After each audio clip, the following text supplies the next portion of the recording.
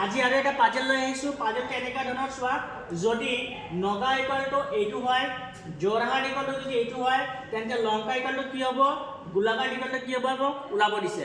এইবিলাক ওলোৱাৰ কাৰণে আমি প্ৰথমত এই ABCD সমূহ অলপ ভালকৈ চাব লাগিব। তোমালোকে ABCD জানাই, কিন্তু ইয়াত অলপ ট্ৰিক এটা আছে, আগতে তোমালোকে চাই লোৱা। মই কি কৈছোঁ, ABCD পুৰা চিলেক্ট লিখিছোঁ চোৱা, ABCD EF GH IJ KL M লিখি মই আকৌ ইউটাৰ্ণত N লিখিছোঁ, OPQRST এনেকৈ কৰি মই Z লিখিছোঁ। এতিয়া চোৱাচোন, এৰ চিধা চিধি বিপৰীত ফালে কোন আছে, এৰ পোনে পোনে আছে আমাৰ Z। তেন্তে A আৰু Z ক কোৱা হ'ব এটা আনটোৰ অপজিট লেটাৰ্ছ বা বিপৰীত লেটাৰ্ছ কোৱা হ'ব। তেনেকৈ B ৰ অপজিট কোন Y, C ৰ অপজিট কোন X। এইখিনি শৰ্টকাটত কেনেকৈ মনত ৰাখিবা মই আগৰ ভিডিঅ'ত কৈছোঁ, তোমালোকে এবাৰ চাই ল'বা। তথাপিও অলপ কৈ দিছোঁ চোৱা, কেনেকৈ মনত ৰাখিবা। A ৰ অপজিট Z কেনেকৈ মনত ৰাখিবা, আমি এজনক আনজনক কৈ আমাৰ A to Z শিকা হৈ গ'ল। পিছত B ৰ অপজিট Y কেনেকৈ মনত ৰাখিবা, বাই বাই। তেনেকৈ চোৱা, D ৰ অপজিট কেনেকৈ মনত ৰাখিবা, দুধৱালা মনত ৰাখি দিবা। E অপজিট B ইভিনিং মনত ৰাখি দিবা। F ৰ opposite U, F for father, U for uncle মনত ৰাখি দিবা। GT মনত ৰাখি দিবা, হানি সিং মনত ৰাখি দিবা। I for Indian, R for railway, Indian railway মনত ৰাখি দিবা।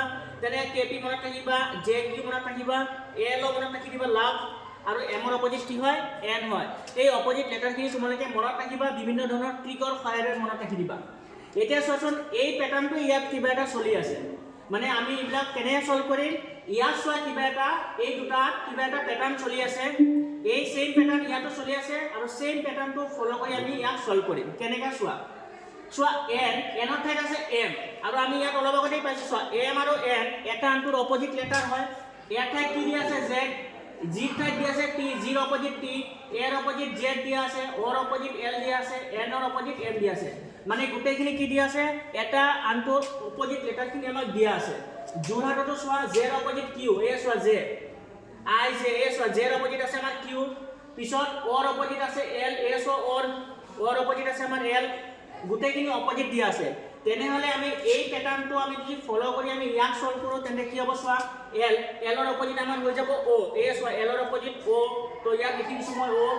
A ৰ অপজিট কি হ'ব, এই চোৱা A ৰ অপজিট আহি গ'ল Z, Z লিখি দিয়া। N ৰ অপজিট কি হ'ব, N ৰ অপজিট আহি যাব M, এই চোৱা N ৰ অপজিট M। K ৰ অপজিট কি, K ৰ অপজিট হৈ গ'ল P, মনত ৰাখিবা, KP মনত ৰাখি দিবা। আৰু লাষ্টত আকৌ A ৰ অপজিট হৈ গ'ল Z। এইটো হৈ গ'ল আমাৰ লংকাৰ অপজিট এইটো।